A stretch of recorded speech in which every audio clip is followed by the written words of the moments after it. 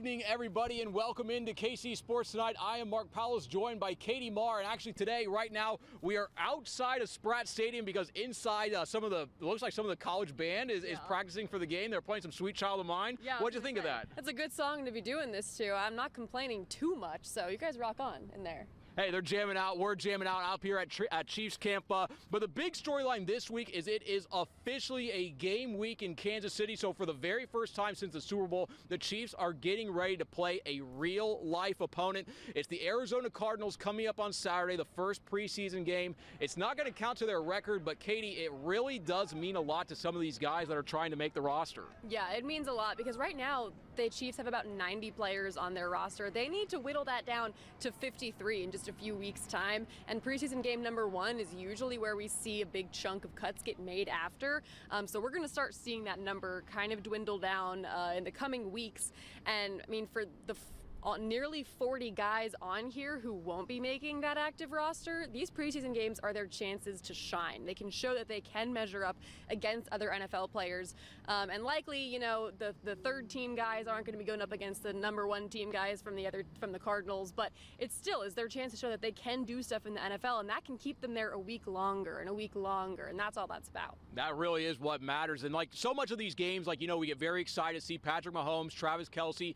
I mean, those guys, I know they often say they're going to play a quarter in the first preseason game. I think we're probably going to see them just for a drive today. Offensive coordinator Matt Nagy met with the media, didn't really tip his hand as to how the team's going to divvy up playing time. He's probably going to wait for Andy Reid to answer that question. But I asked him, how does playing a game like the first preseason game affect what they do at practice? Because so much about this is, you know, getting ready for another opponent. And he said this week, week 1 of the preseason, does not change a whole lot. But even though we're not going to be seeing some of those superstars, there are a lot of interesting storylines to follow, because as Katie was talking about, so many of these guys are fighting for their jobs, for their livelihood. So maybe after those starters come out after the first drive, there's still a lot of interesting football to be played. Are a lot of these guys going to be playing in the final down of the Super Bowl? No, but they are going to be very important players to the Chiefs roster, and one of those we got to speak to today, Robert Tonyan. He's a tight end. Last year he didn't catch a single pass in the NFL, but 2 times in his career he's caught more than 50 passes. And Katie, I know you're working on a story, or worked on a story today about Robert Tonyan.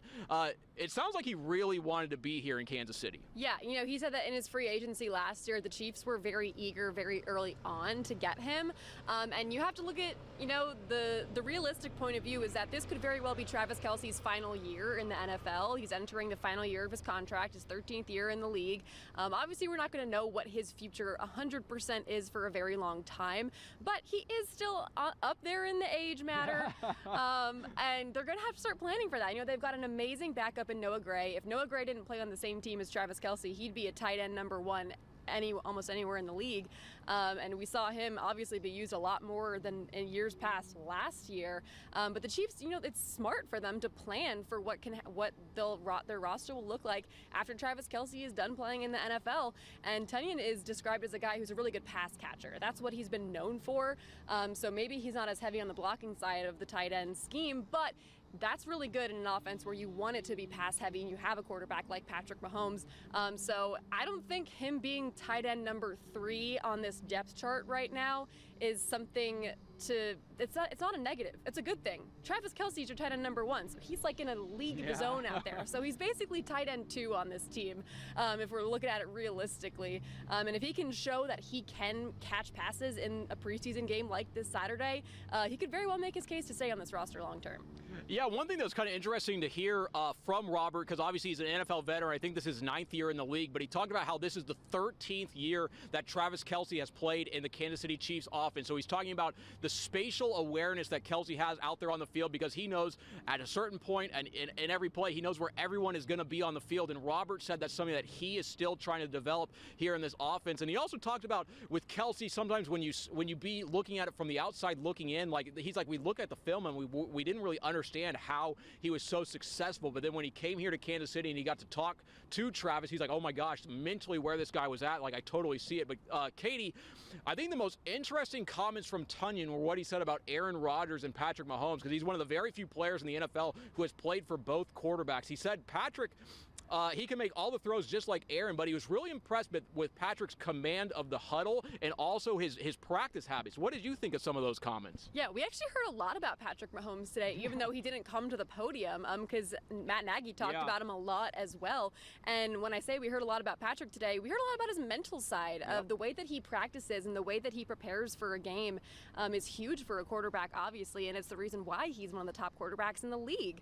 But, you know, as he was saying, Mahomes has this aura about him in the huddle where he said that he comes in confident, he just comes in positive, and it affects the guys around him, and that's why the team culture is so good here. A lot of that starts A, with your coaching staff, but B, it has to also start with the quarterback. So mental side of Patrick Mahomes is good as ever. Yeah, I love that you brought up the positivity, because that was something that really stood out to me from Tunyon. Was he said that he was asked about what makes Patrick different from other quarterbacks that he's played with, and one of the first things he said was that he has a lot of positive affirmations, and it was just to hear that from an NFL veteran, a guy he's caught 50 passes 2 times in his career. Like, he knows how to play in the NFL, and he's like, the difference with Patrick is the confidence that he instills in others, and so many times across any avenue of life, whether it's sports, business, any leadership position, the people that instill confidence in others get the most out of them, and we're seeing that happen right here in Kansas City with the quarterback. But speaking of Patrick Mahomes, just as Katie was talking about, Matt Nagy was talking about Mahomes and how Patrick last year statistically had one of the worst years of his career, did not play that he wanted to, and he was talking about how Patrick is getting back to the fundamentals to try to kind of unlock some more success out here in the NFL. But to hear Nagy talk about Mahomes' competitive desire, how he handles himself, we see all the stuff, all the highlights, but to hear it from the offensive coordinator, it was pretty cool. Yeah, and he also talked a lot about, we heard him first talk about going back to the basics about a week ago in camp, and how that was a big focus in OTAs for this team. After the Super Bowl loss, Matt Nagy was the one who said it was right after the loss. Patrick came in and he just wanted to kind of get back down to business, and that started with going back to the basics, coming off a down year, I guess is the right word to use, kind of. But he said that this past week they've kind of been graduating from the basics to now kind of the next level, and we saw that a lot. We saw a lot of deep passes today, and great stuff with Rashee Rice. We saw his connection with Travis Kelce a few times today, but we also saw a lot of deep balls to Tyquan Thornton. Yes. And we know that the rookie Jalen Royals has also been building a really good rapport with Patrick Mahomes. So I think that Patrick seems to be spending a lot of time this training camp building that chemistry with his receivers, because it wasn't there last year. Maybe they were great friends and all, but it wasn't translating on the field. So that's got to be what happens to make stuff happen. Yeah, no, Tyquan Thornton really was making a lot of plays. And then also, at first when we were out there today in the media viewing portion of practice, it looked like, I was videoing like several straight plays of Mahomes. He missed Worthy, he missed Travis, he missed Worthy again. And then after that, he really turned it on. Like, I know it's just practice, like you can't take Patrick down, but guys, we were seeing Patrick put footballs in places today where no defender could have, like we were talking about the catch that people were going to see to Tyquan Thornton today. It was like, it could not have been placed anywhere else where Thornton would have caught it and the defenders would have missed it. And it was, it looks like the deep ball is back. I don't want to get too far ahead of ourselves, but the deep ball is looking good, and it was good to see. Matt Nagy said that the offense had one of their best performing days, especially with Patrick. So it was good to see that. Tyquan Thornton making plays. Am I leaving anything out? Anything you want to say? We did hear from Mike Edwards today, who's back in KC. Left a Super Bowl champion 2 years ago. He's been gone for 2 seasons, and he's back with Kansas City now. He's kind of stepping in as the vocal leader of the safety room after Justin Reed's departure. He picked off Patrick Mahomes today, and you'll probably see that video at some point throughout the day. But yeah, that was the only true falter that we saw out of Mahomes today. Mike Edwards said he has a lot of pride in creating turnovers, so that must have been big for him. Yeah, he certainly has a knack for finding the ball, and just to hear him talk about it in the press conference about how he kind of saw the play before the play, and then he got the interception. It was very cool to see, and I think you're working on a story about that, so people are going to be able to see that. We have great video of it. It's going to be awesome. So first preseason game coming up on Saturday. A lot of Chiefs fans excited for that, and we're going to see the boys return to action. So that's really all we have from the gridiron, but now to baseball. Yesterday, the Kansas City Royals taking on the Boston Red Sox in a game that's just pivotal for the American League wild card race. The Royals entered that game at 500. They had one of their new starting pitchers on the mound that they just acquired from Pittsburgh. He went out there and no other way to say it. He got shelled, but it's just one start. We know he's a big leaguer. I think it was his 23rd or 24th start of the season, so he's a quality major league player, or at least can play at this level for an extended period of time. But Katie, I know a lot of Royals fans, Chiefs fans, they're all the same people. Yeah. Kansas City sports fans were really looking to see what the Royals would do, but yesterday that loss for me, it took a little wind out of the sails. What about for you? I think it's going to come down to today's game because we don't need series sweeps. Yeah. We just need series wins. That's how the fans are feeling. That's what matters the most.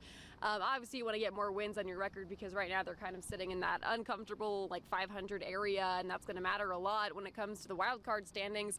But series wins are more important than sweeps. And so if they can come back in game 2 today, make, even up the series, and then, tomorrow's a rubber match, all that fun stuff. But the Royals have won 4 straight series. Yep. And that's where the momentum really is, because I'm not too deterred by you lose 1 game a series. If you win 2, I'm like, that's good. Yeah. You did most of your job. So I think that's where the real momentum is, the fact that they're winning series. I'm not too concerned about the sweeping, a loss here and there. So, yeah, that's what I want to see. I want to see more series wins out of the Royals. Yeah, 4 series wins in a row that helped them get back up to 500 and right back in the thick of the playoff race, although the playoff race that we're talking about is for the last wild card spot in the American League. It's not like they're competing for the division, but good to see the Royals playing better, and the bats certainly seem to have come alive in the last couple of weeks, so hopefully that continues. But when you're taking on the Red Sox, I mean, these are the teams that you're going to play in the playoffs. So I know the Royals are trying to get to that level, but even if you get to the playoffs, these are the teams that you're going to have to beat. So, I mean, if they lose the series to the Red Sox, if they get swept in Boston or lose 2 out of 3, I mean, that's the caliber of a playoff opponent. So it's like, if you want to get to the playoffs and you want to advance, these are the teams that you're going to have to beat. But good news for the Royals, after the Red Sox series, the schedule really, they're not going to be taking on world beaters. They're not going to be taking on the 1927 Yankees. So we'll see what happens with the Royals the rest of the way. But one last topic to talk about today, some college football. Yesterday, the coaches poll came out. Really wanted to talk about this with Katie because for the past several seasons, she's been really in-depth covering both KU and K-State. So K-State ranked number 20 in the coaches poll. You've covered Avery Johnson, you've covered Chris Kleiman for several years. What are your thoughts on that number 20 ranking? And then how do you kind of see the season playing out this year for the Cats? I think it's a very appropriate ranking. I think K-State has a very, very, very good chance to win the Big 12 this year. I think Avery Johnson has a lot of doubters, and I think there are a lot of people who doubt this K-State team because of some struggles they had last year. Avery Johnson was still young last year. I was not expecting them to win the Big 12 last year. I said, 2 years ago when Avery was a freshman, I was like, in 2 years they're going to win the Big 12.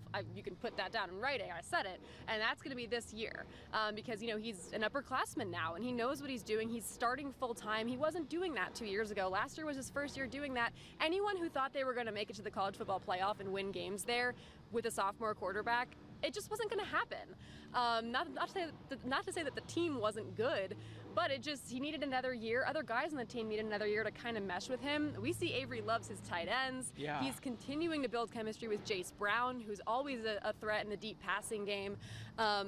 Obviously, they're going to take a little bit of a step back in the backfield with DJ Giddens having gone to the NFL. He's now with the Colts.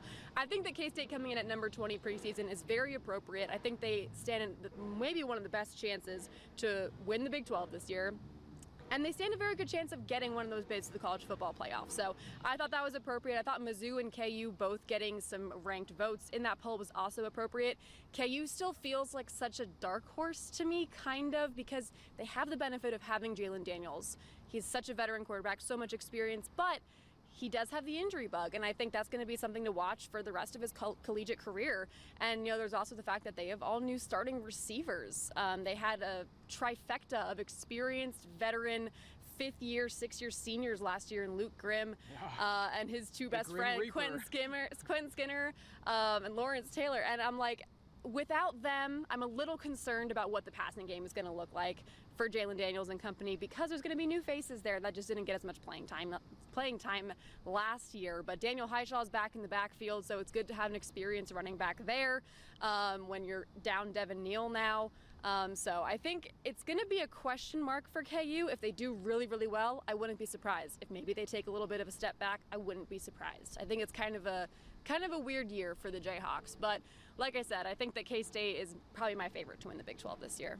Yeah, I really have to echo what you said about K-State, but I think for both of those programs, so much of the season is really going to just come down to, and it's so cliche to say, but just about the quarterbacks. Like Avery Johnson, I really believe that he's ready to take the next step, but Jalen Daniels, I'm very concerned about him because I know last year I saw him a couple times in person. I know specifically the first game of the year that I saw him against Lindenwood, he looked like a guy that was just terrified of contact, a guy that, and you can't be like that playing football. And then I know obviously at the end of the year, KU kind of went on their run, but Jalen, with the contact and the injury, you've seen this for many, many years. What are your thoughts on all this? I think that the number one most beneficial thing for Jalen Daniels this year is who his offensive coordinator is. I think that over the years, Jim Zebrowski and him have built a really good relationship, and they have a lot of chemistry. Zebrowski knows him very, very well and his play style.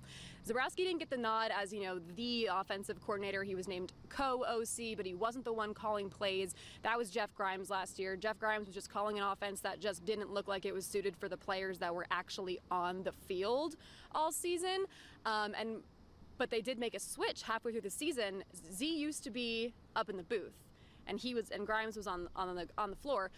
They made that switch halfway through the season, and we saw Jalen Daniels' play improve. So I think that having Coach Zebrowski down on that field with Jalen Daniels is going to be the most beneficial thing for him, because that's just kind of his guy, and he knows his play style very well. And I think the fact that Coach Z is now the offensive coordinator, I think that is what's kind of being that, like, okay, this offense could be really, really good, because I think that Coach Z is going to prove himself this year as, Lance Leipold's offensive coordinator going forward. So I think it's going to come down to that for me. But again, it's about staying healthy, and that's something he struggles with. The best ability in football is durability, availability, whatever you want to call it. They want to have their players on the field. But Katie, I think that pretty much wraps us up. The Chiefs' first preseason game on Saturday, 7 p.m. on the road at the Arizona Cardinals. Going to be exciting to see those guys. And anything else? No, I'm listening to the music behind me. All right, we're jamming. We're hanging out up here in St. Joe, but that's a look at KC Sports Tonight here on this Tuesday. Have a good night, everybody.